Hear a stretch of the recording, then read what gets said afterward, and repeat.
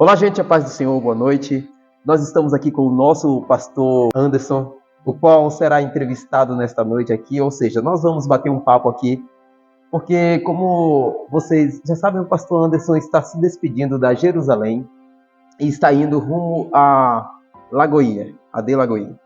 Então, nós resolvemos conversar nesta noite, bater um papo nesta noite, sobre como foi para ele pastorear esta igreja durante 9 meses. O que ele está levando desta igreja de experiência, o que ele vai aproveitar a partir de agora na sua vida ministerial. E nós contamos com vocês para assistir conosco esse bate-papo até o final. Pastor Anderson, como é que tá? Tudo bem? Tudo bem. Prazer imenso conversar com o senhor. Muito obrigado por topar, muito obrigado por aceitar. Eu fico lisonjeado pelo senhor ter aceitado estar de frente comigo neste momento para conversarmos acerca disso. Pastor, eu lembro a primeira vez que o senhor adentrou nesta igreja. Eu lembro as suas primeiras falas quando assumiu o microfone na sua posse. E eu lembro que uma das coisas que o senhor falou foi: gente, fiquem comigo, não saiam, que eu me comprometo em conquistá-los dentro de pouco tempo, vocês vão ver. E de fato isso aconteceu de forma tão instantânea. E eu quero dizer que a Jerusalém foi conquistada pelo Senhor de uma forma muito bacana e leal, de uma forma muito íntegra. E nós queremos até te agradecer por esses 9 meses que o Senhor nos pastoreou, nos ensinou, e de forma tão sublime, eu posso dizer que nós com certeza vamos carregar conhecimentos, instruções que o Senhor nos deu, vamos levar para toda a vida. Mas eu quero saber do Senhor, o que o Senhor tem para nos dizer sobre esse período que o Senhor trabalhou aqui na Jerusalém como pastor desta igreja? Resumir um tempo de 9 meses que a gente esteve aqui na Jerusalém, alguns minutos, é muito difícil. É onde as palavras elas vão surtir pouco efeito. Mas o que a gente quer passar para todos os nossos irmãos, nosso povo, querido e amado, é que a gente se entregou de fato para aquilo que a gente foi chamado. Nós somos chamados para arrebanhar, nós somos chamados para cuidar, somos chamados para se relacionar com pessoas de vários gênios, não só eu, como muitos pastores. A gente vive dentro de um ambiente de obediência ao nosso presidente, pastor Josué. Eu entendo que ele é um homem de oração, isso desde quando ele chegou aqui, pastor Odete. E obedecer ao nosso líder é obedecer um comando divino. Um comando divino, sim. E a gente está aqui na Jerusalém, nesses 9 meses, com muitos projetos, com muitos planos, tanto material como espiritual. E a gente se entregou para esse povo querido, amado, povo receptivo, povo que, acima das dificuldades, um povo que congrega, um povo que coopera, um povo que oferta, que deixa sua contribuição. É um povo que a gente vê nos olhos de cada um o dia a dia, levanta cedo, acorda cedo, vai dormir tarde. É a luta, a batalha, em vários sentidos da família, em várias áreas da vida. E quando eles vêm para a igreja, eu não posso deixar de abraçar, porque eu sei que o dia de muitos não foi tão bom como ele esperava. E a gente procura, não é todo mundo que gosta de ser abraçado no sentido físico, né? E a gente entende isso. Mas tem alguns abraços aqui nessa igreja querida e amada que nós, em todo esse tempo, experiências boas, eu colhi mais rosas do que espinhos aqui nessa congregação.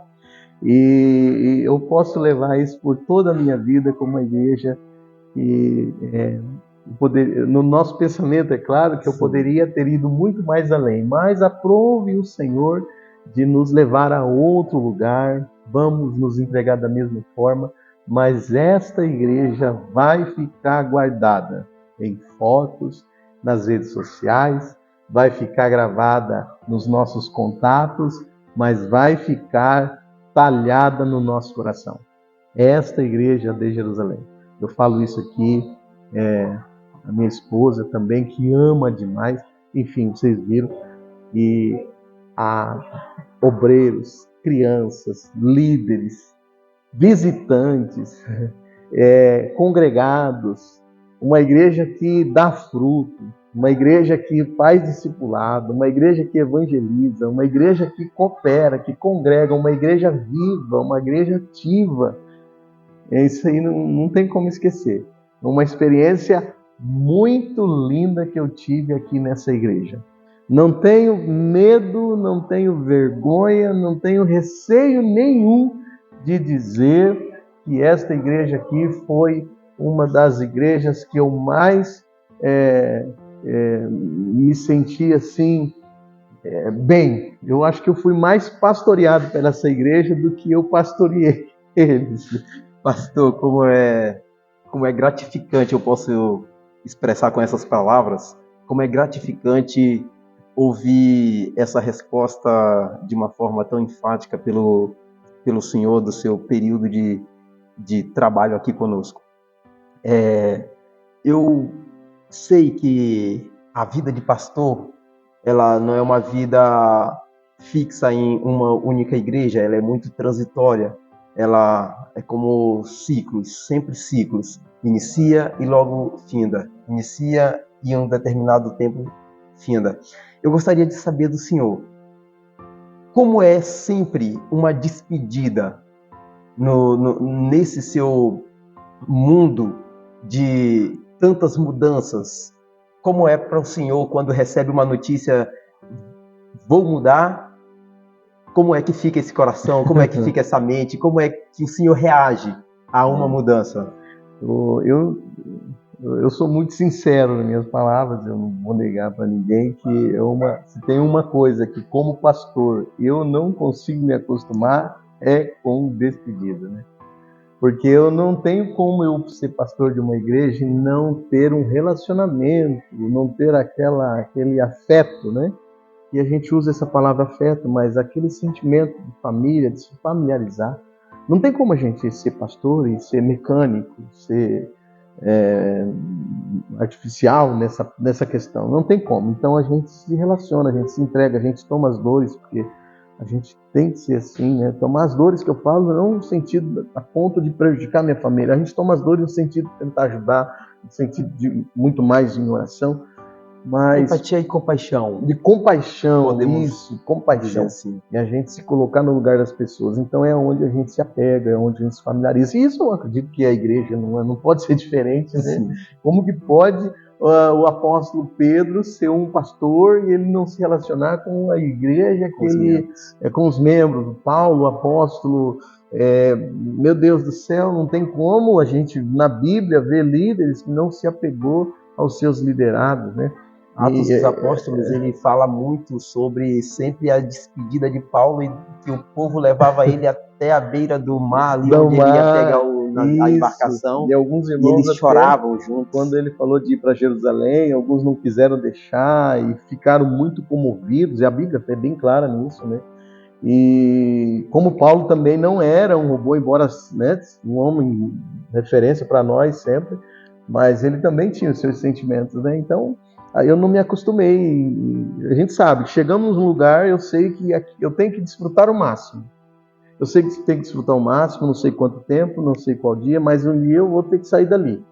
Então a gente vai trabalhando no coração, vai preparando o coração, mas quando vem a notícia, aquele preparo todo parece que não adiantou muita coisa. E é a parte mais, para mim, é uma parte mais difícil, né? Eu não me acostumei, mas a gente está dentro de uma obediência, jamais a gente vai trazer a mensagem de que a gente vai ser resistente ao comando do nosso líder, do nosso pastor, jamais, não vamos fazer isso jamais, né? Então mas é difícil, se acostumar é difícil, né? Os reis de antigamente, eles preparavam os seus sucessores ali, os seus filhos primogênitos que o sucederiam no trono, dizendo que eles eram proibidos de amar, porque o amor, ele causava esse mal para o trono. Porque os reis, quem se levantava contra um trono, eles tinham que ostracizar, eles tinham que matar, eles tinham que dar um jeito de mandar para longe. poderia ser pai, mãe, irmão, irmã, esposa, eles não poderiam amar, justamente por isso, porque o amor, o próprio Paulo falou que o amor a certo objetivo que não é Cristo, que não é as pessoas, é a raiz de todos os males, né? Ele cita o dinheiro. Então, toda vez que a Bíblia vai falar que alguém amou algo que não fosse o que Deus determinou, que era a ele primeiramente e ao próximo, de fato tinha uma destruição. Então, eu gostaria de te perguntar se em algum momento o Senhor já hesitou de se entregar por completo em amor às pessoas, sabendo que o Senhor sofreria uma despedida. É difícil de responder. A gente, como eu disse, nesses tempos que a gente ficou aqui, não só aqui, como em outros lugares que a gente passou, não existe essa imparcialidade, né? Sim. A gente ser num lugar e não ser no outro. Em todos os lugares que a gente passou, a gente se entregou, a gente realmente a gente fez o que fomos chamados para fazer, né? De amar, de ajudar, de fazer tudo isso, sabe? Certo. Mas chegar ao ponto de eu amar tanto, de eu chegar a dizer, não, eu não vou, eu vou segurar as pontas. Eu vou segurar e tal. Eu acredito que não estaria dentro da vontade de Deus, né? Porque esse amor, ele tem uma renúncia. Foi o único rei que disse que era para nós amarmos. E aí é que a gente vê o trabalhar de Deus, porque, Sinei, você há de concordar comigo, e a gente deixou Mas também não são todos, é claro, né? Você sabe, Sim. Meu Deus do céu, isso aqui a gente está falando isso, a gente entende o carinho de vocês e tal. Teve pessoas que eu gostaria muito que ficasse com a gente, não ficou, a gente entende perfeitamente, né? Já vamos deixar claro isso, que a gente não é o que está acima de Jesus. A gente nunca vai agradar todo mundo, né? Até porque a gente foi chamado para pastorear, e quando se fala disso, tem essa diferença. Mas eu não acharia justo eu amar uma igreja e chegar num momento como esse eu resistir. Ou seja, eu não atender a esse pedido, né? Eu não atender esse pedido. Aconteceu uma região norte do Paraná, bem no interior do Paraná, onde, numa mudança assim, até hoje o presidente, na cabeça dele, ele acha que fui eu que mandei o povo lá. E eu tenho diante de Deus a minha consciência tranquila, que jamais eu esperava isso, mas numa mudança onde eu fiquei 2 anos no campo missionário, alguns irmãos arrumaram um ônibus da prefeitura, cidade pequena, e eles foram até a casa do presidente, né, até a igreja sede, e eu só sei que numa manhã de um dia, bem cedo mesmo, eles foram da cidade onde estava a outra cidade, e chegaram bem de manhãzinha lá, na casa do presidente. E de repente o presidente me liga e fala: olha, tem um povo aqui, um povo querido, um povo carinhoso, um povo ordeiro, não veio aqui de forma alguma, de forma desorganizada, vieram tudo carinhosamente. Eles vieram aqui pedir para que eu deixe você aí. Que legal. Eu falo, pastor, eu nem imaginava que esse povo ia fazer uma coisa desse jeito. Eu estou aqui preparando a minha mudança e essa ligação foi surpresa para mim. Daí ele fez a pergunta: bom, eles estão pedindo para eu deixar você aí, mas eu vou fazer a pergunta: você quer ficar aí? Se você quiser ficar aí, eu respeito a tua decisão. Mas, quer dizer, esse mais é uma palavra bem pequenininha, mas ela deixa uma margem para muitas outras coisas. Eu falei: pastor, eu estou dentro de uma obediência e o Senhor é o meu líder. Se eu obedecer o meu coração, eu posso não obedecer à vontade de Deus. Então, e foi muito difícil também a mudança naquele lugar, porque nesse tempo que os irmãos estavam vindo de outras cidades até onde eles moravam, o caminhão de mudança chegou, e quando eles chegaram, né, a minha mudança estava sendo carregada e eles em volta, eles não sabiam se ajudavam ou se choravam, ajudava a puxar a mudança, ou se choravam, sei que foi também um momento difícil demais. Eu acho que, como eu disse, é o meu calcanhar de Aquiles é se apegar demais à igreja e chega no momento que a gente não está.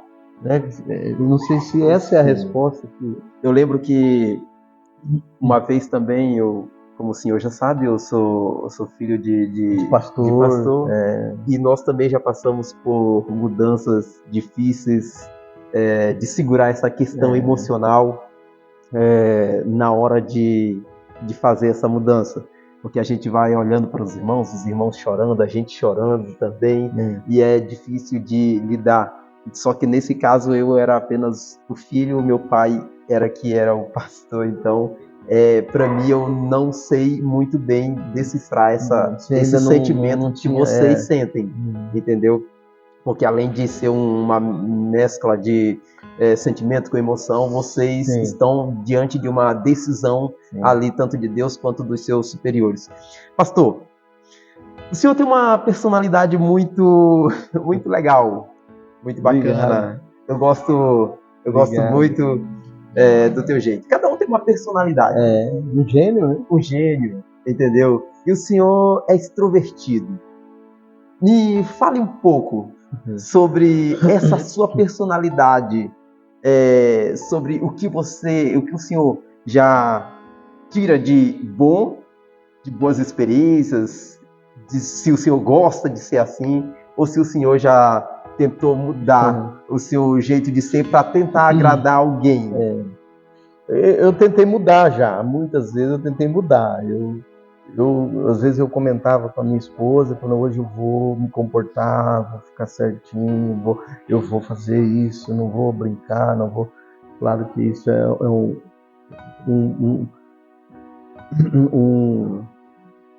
um pastor muito renomado, ele disse que, um judeu até, né, um rabino, ele disse que se um bom judeu não der assim risada de uma boa história, ele nunca teve um contato com Deus, né?